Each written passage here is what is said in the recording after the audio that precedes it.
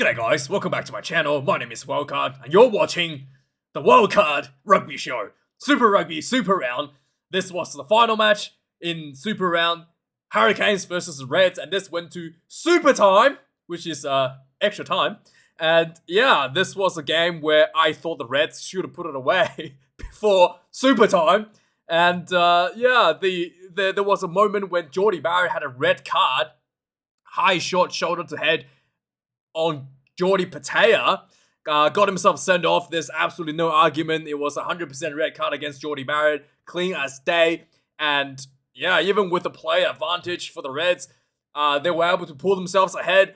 But the Hurricanes, they didn't just go, guys, kick 3 points and keep themselves in the game. No, the Hurricanes went, not even if we got 14 players on the field, we're going to push the tempo. And they pushed.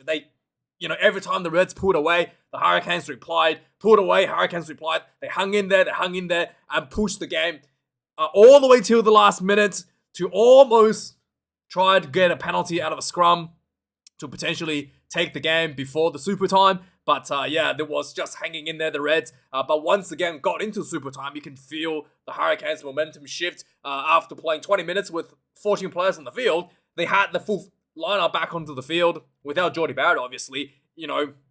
The discussion before Super Time was that without Jordie Barrett, the Hurricanes even have somebody to kick 3 points, right? Despite the fact that the Hurricanes didn't kick any 3 points this game at all. They didn't even attempt any 3 points at all. That discussion was a little bit of a mute. But yeah, the Hurricanes finished the game like they did for the entire game.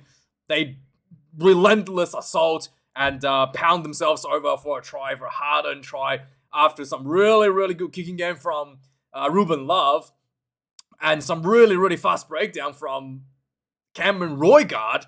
He's done this, he's showed his talent in the international test against the Springboks. And once again, he proved to be the massive difference for the Hurricanes. Scoring how many tries? 2 tries? 2 tries himself, setting up multiple tries for Ruben Love as well. It was just unbelievable how good Roygard is. With Aaron Smith out of the picture, Roygard is definitely probably, looking at the way that he's playing, bringing a lot more dynamism to the game than Aaron Smith. And yeah, this is looking really, really strong for the All Blacks. For the Reds, I thought they definitely stuck to the game plan like they did last week. They didn't go for the 3 points, which I really do appreciate. Even with the play in the bin, the Hurricanes that play in the bin, the Reds pushed for the tries. They got those tries. But yeah, I thought the defense was probably a little bit lacking. The execution was a little bit unpolished, but both teams weren't that, clinical in their execution. Drop balls here and there, but I thought the Reds' defense was just not quite had the same urgency as Hurricanes. It was very, very evident in Super Time. Hurricanes was just able to get over the advantage line again and again and again and again, and the Reds were just eventually you run out of space and you're gonna concede a try, and that's exactly what happened. The tacklers were not moving up; they just standing there flat-footed, waiting for the ball carrier to run up to them. And exhaustion is one thing, but it's just I think that the players just weren't really pushed to the depths and weren't just not in the game anymore. And yeah, you can just see sooner or later you're going to run out of space and Hurricanes are going to score. And they did score with the big guy coming off the bench, Tossi, the big prop, scoring the winning points for the Hurricanes, golden points for the Hurricanes to win this match. Now, I know why you clicked in this video. John Kirwan wasn't even on commentary, was still able to get his crony to send the messages through, and just, oh man, I was just like, okay, I can't believe he had to just ruin my mood while I was watching this extremely enjoyable game. Again, there was just, the Hurricanes had the scrum dominance, which is something that you want to, which is the smart thing to do. If you have the scrum dominance, you go with scrum in front of the try line to try to squeeze out those penalties, to try to get a yellow card, to try to get a penalty try, which is exactly the right thing to do. And John Kirwan managed to send a message through his crony. His crony literally said, the future president of World Rugby, John Kirwan, thinks that 3 penalties, repeated penalties inside the 22 should just be straight up a yellow card. And he literally said, if John Kirwan is at World Rugby, the head of World Rugby, he would make that happen. Just so out of touch. Like, do you even watch rugby, John? Do you actually watch rugby? Do you want the rugby to be decided by how many yellow cards has been given out? Just unbelievable. The amount of again, it's just so out of touch, so stupid, and like just the so many times that the commentary just talks about themselves, just jerking off each other's egos. The future president of World Rugby, John Kirwan, Sir John Kirwan, by the way. Sorry, my bad, Sir John Kirwan. You know why rugby league's doing better than rugby union? Maybe they don't have people in commentary called Sir constantly acting like a bunch of spoiled private school boys talking about themselves in commentary again and not talking about the game that is actually happening in front of it. Maybe that's why rugby league is doing so much better than rugby union. Maybe that's why. Maybe in the post game TV shows, they don't sit on TV shows, act like a bunch of schoolboys, private schoolboys that is, and again bickering about themselves, bitching and complaining about the game. Maybe that's why rugby league is better. They present the game as a game for everybody, as a game for the average Joe, and they do that during the game, they do that after the game, they do that in their panel shows. Maybe that's why they don't have people sitting there saying that they're going to save the game because they have a title called Sir. They don't have people sitting there constantly jerking each other's ego off about the commentators, constantly talk about how Sonny Bill Williams made great tackles back in his day. Oh my God, how good was Sonny Bill? Oh, remember the time when Sonny Bill had a red card? Oh my God. Why do you talk about the player that's actually on the field? Stop jerking each other's dicks on commentary. Maybe that's why rugby league is doing better. Maybe that's why nobody wants to watch this absolute hogwash. Because not everyone is a fucking spoiled private school brat. Like the commentary is. My God. Anyway, that's my little bit of rant. Let's move on to the game. So, the match stats, let's go to that. 6 tries to 5 apiece at full time. The 1 try scored in extra time, like I said. The Hurricanes, so much more run meters, 660 over the Reds, 437, despite playing 20 minutes without Jordie Barrett, with a play in the bin, because the 20-minute red card substitution. They were still able to get more run meters because, like I said, the Reds defense was flat-footed, literally giving them the meters for free before even making contact with the ball carrier. That is something that I think Les Kiss will have a look at after the game to really push up. Turnovers considered as well. The Reds, I mean, you just throwing the ball away when you have 14 players, when you're playing against 14 players and giving away 17 turnovers. Hurricanes, only 9 turnovers.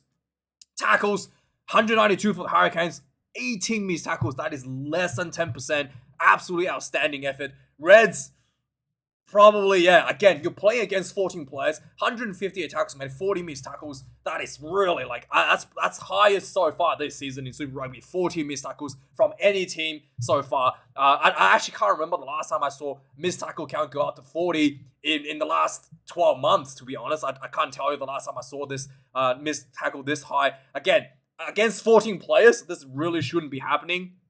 And Cameron Roygard really done well by keeping the fast tempo going and really making that decision. When Jordie Barrett's off the field, he had to make all the decisions. He had to make all the play, direct the traffic. Ruben Love is the 10, but Jordie Barrett does a lot of the playmaking out of the 12 position. So without the big gun in Jordie Barrett, Ruben Love really stepped up. I mean, this guy is such a huge, promising future for the All Blacks. It was just absolutely amazing how he managed the game. Kicks in play. 26 for the Hurricanes, 21 for the Reds. I thought the kicking game from the Reds was really poor. So I know their strategy is not revolved around the kicking game, but it almost looked like they haven't done any kicking in practice at all. There was some kicking errors where it was like Jordie Pataya had the ball. He could have just kicked it, right? But he thought Suliasi Vunivalu had a better angle. So he passed the ball to Vunivalu, who just punts the ball down the field, right down center of the field because he shanked it. Because, Vunivalu can't actually kick. And that's the thing. Like, your teammate can't kick well. and you are the much better kicker, Jordie Pataya. He should have just kicked it himself. Even with a bit of a, less of an angle, you still would have done much better than Vunivalu. But it's almost like they didn't really communicate that in training at all. Nobody knows what's happening. They just went for the default. Oh, you're in the better position for the kick. Here you go, mate. And Vunivalu was just like, and kicked the ball straight downfield. And in fact, that poor kick led to a try. A few phases later for Hurricanes. Didn't diffuse the pressure at all. And this was more evident in the golden time as well. The Reds kicking game was just like kind of just like down the field. The angles weren't that bad, weren't that great. It just weren't that bad for the opposition. So he just kind of like straight down the field almost. Wasn't cutting out the angles for the return kick, and then just really it was literally a bad kick from the Reds. Led to Ruben Love finding himself a lot of space, little dink behind, found some more space, and then just snowballed that nice little kick into a lot of defensive pressure for the Reds, and then penalties, and then they build forward into the try that eventually won the game. Again, the kicking game was especially in that extra time, we can just clearly tell that the Reds was kind of just like, let's see what happened. We know we need to kick the ball down the field, but they really didn't have a clear idea of where the ball needs to go to secure that possession that they needed to win the game. 26 kicks for the Hurricanes to 21 for the Reds. Lineouts, 18 for the Hurricanes, 19 for the Reds. The Reds lineout was a bit shaky, a few overthrows, but the maul was much better than the Hurricanes. The Reds lineout was one really big positive from the Reds. A couple of more tries. The Hurricanes definitely had the scrum advantage. 10 scrums, the Reds 5. There was one scrum loss against Hurricanes, but the overall dominance is on the Tyrell Lomax. Unbelievable. Was actually doing just huge number on the Reds defense, on the Reds scrum, especially early in the first half. Penalties conceded, 14 against Hurricanes, 10 against the Reds, 1 red card for Jordie Barrett. Shoulder to head, there's really no discussion about that. It is absolute red. And Jordie Barrett, definitely showed everybody he is Scotty's brother. He's probably going to get probably 4 weeks minimum. I think 4 minutes minimum for suspension, maybe even longer. And if he goes to tackle school, may go down to 3. Maybe, I think he's probably going to get 4 because he's had a red card before. It's not the first time he's had a red card. So, he might just start off 6 and then go down to 5 if he does a HI. But I think because it's Super Rugby, they're probably going to give him 4 and he go down to 3 weeks after the tackle school. But that's probably my speculations there. So, let's have a look at some of the tries. This was just back and forth. The Hurricanes got themselves in front foot early, 4 minutes into the game. Ruben Love scores. This was just a beautiful, nice little screenplay from the Hurricanes. They just have like 2 behind balls, and then just went to the ball went out to the corner. The winger was just short before the try line, and Ruben Love ran up, picked and go, ducks himself into the corner. 5 points to 0 for the Hurricanes. The 10 minutes into the game, there was a Reds penalty. They went for the 5-meter line out. There was a lot of penalties building up to this as well. So Hurricanes under the pressure. Reds went for the 5-meter line out. And just the Fazler got really close. And then just lots of pick and goes. And then Harry Wilson, the big long arms, picked up the ball and dunked the ball over for the first try for the Reds. Reds got themselves ahead 7 points to 5. 10 minutes into the game. The game was kind of, again, at this point, I've noted that the kicking game from the Reds is starting to already looking a little bit shaky. Like Vunivalu was given the ball multiple times already to do the return kick, and both were pretty poor. In fact, the next try that Hurricanes scored was because a bad kick from Vunivalu failed to exit the Reds' danger zone. And the Hurricanes got right back into the Reds' 22, just, building pressure, getting penalties, not taking the 3 points, went for the scrum option.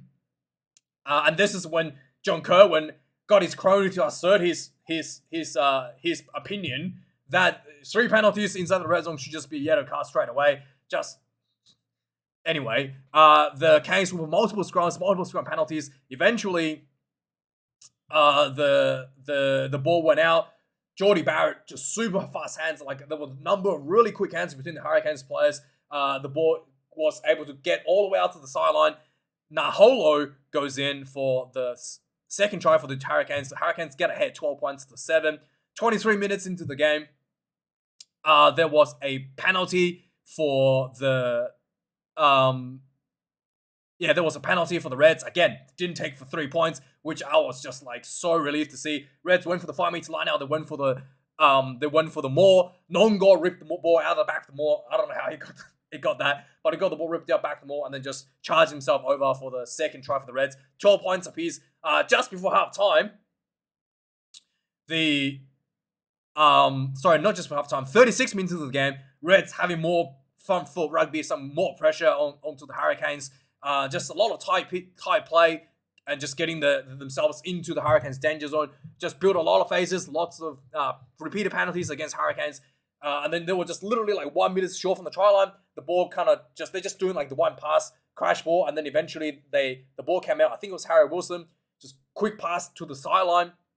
Again, flat pass, and McDermott was there to get the ball, gets himself into the corner. Reds lead 19 points to 12. Just before halftime, Cameron Roygaard is like, hey, if Tate McDermott's going to score a try, I'm going to score a try too. The Hurricanes pull themselves back into the front foot, into the Reds 22. There was a penalty right in front, 5 minutes away from the Reds try line. Cameron Roygaard, tap and go, try time. Immediately hits back onto the board. This is something that he did against the Springboks in that, game against the NBS, Qatar Airways, Saudi, Iranco Cup match at Twickenham last year where he was the only one who got to try this quick tap for the penalty. He did this again, but this time much closer to the try line. Quick tap. Everybody was snoozing. Try time. 19 points all going into half time. Second half starts. 2 minutes in second half. Hurricanes look like they were going to score again. Held up. 45 minutes into the game. Josh Fluke goes in for the try for the Reds. The Hurricanes look a little bit deflated after that try was denied just before the Uru basically had the ball center field running into the Hurricanes defense. The ball got knocked out of his hands, upwards and back into Fluke, who just happened to be standing there at it was a bit of fluke. He got the ball and just wide open in front of him. Nobody was kind of like expecting this and just ran straight through for a bit of a freebie. 19 points to 26. The Reds leads the game. 50 minutes into the game, again, the Roygaard just showing that speed from the breakdown. Super love breakdown speed, building into the Reds 22. Eventually, just again, lightning quick breakdown. Roygaard gets the ball. Quick pass to Ruben Love. Ruben Love crash into the corner. 26 points to 26. 50 minutes into the game. 5 minutes later, Patea copped the headshot from Jordie Barrett. Red card. There's absolutely no issue about that. Reds with a play advantage, feeling like they're going to win the game. Finally break through the stalemate. They get a penalty. They go for the scrum. They go for the line out. They go for the maul. Sorry, they go for the scrum. They get a scrum penalty. They go for the line out. They go for the maul. And then the maul goes in for the try. And it was looking just as easy as that. 26 points to 33. The Hurricanes wasn't going to relent. They weren't going to just lay down for the Reds. It looked like they get a scrum penalty because, Jordie Barrett's not a forward. It doesn't really matter. They get a scrum penalty. They use the penalty to go to build into the Reds 22 phases. Again, just super quick fast ball by Roygaard. And then eventually he just build phases. Roygaard gets the ball, little dummy and go himself once again. Just way too fast. Really low, good body position goes in for that fifth try for the Hurricanes. 65 minutes, 33 apiece on the ball. With 15 minutes left, both teams were just like trying to finish the game, throwing haymakers. Rivai, around 73 minutes, had a chance to crash over. It looked like he scored, and he dropped the ball just before the try line, which was just, really heartbreaking. And then last 5 minutes of the game was just absolute free-for-all. The Hurricanes had their players back onto the field in full fold, which is hanging in there for the most of the game. Just before full time, what's his name? Just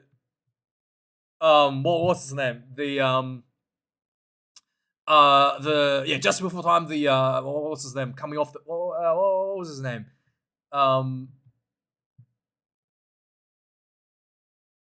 The winger from Hurricanes almost got through just before full time. I thought Ruben Love was 10, but I guess he's playing fullback. So if I said he was 10, I was wrong. Yeah, Celeste Riasi came off the bench. Immediate impact, ran down the side of the field. Looked like he could almost go in. He got held up. The Reds held him up, so it was turned into a more. Ball didn't come out. 5 minute scrum for the Reds just before full time. That was a huge scrum. Again, knowing Hurricanes had a bit of a scrum dominance, you almost felt like they could have got a penalty there. But yeah, Reds was able to hold on, hanging in there by a thread just before extra time. So the game went into the extra time. Like I said, the kicking game from the Reds was looking just completely out of it. They know they had to play the kicking game to play the game on the right part of the field, but it was almost like nobody was. That wasn't part of the game plan, really. To be really frank, it was really obvious that the kicking game wasn't part of the game plan. I think it was Ruben Love, in fact, found himself some space, kicked behind the Reds, putting the Reds in a lot of pressure. And then the Reds looked like they were going to make a bit of a comeback into the, I do have to give the Reds credit. They were not afraid to run the ball from inside their own half. Even with the golden point threat that is present on the field, they were able to get inside the Hurricanes half, and eventually, the Hurricanes were able to get a turnover penalty at the breakdown. They kick ball down the field and just, build pressure. Flat-footed defense from the Reds. Eventually, the big man come on. What's his name? Acilio Tossi, or a prop, just running into you. If your defenders were just standing at the try line, waiting for someone that's 135 kilos ramming into you, it's gonna get over. And sure enough, it got over. Try time for the Hurricanes.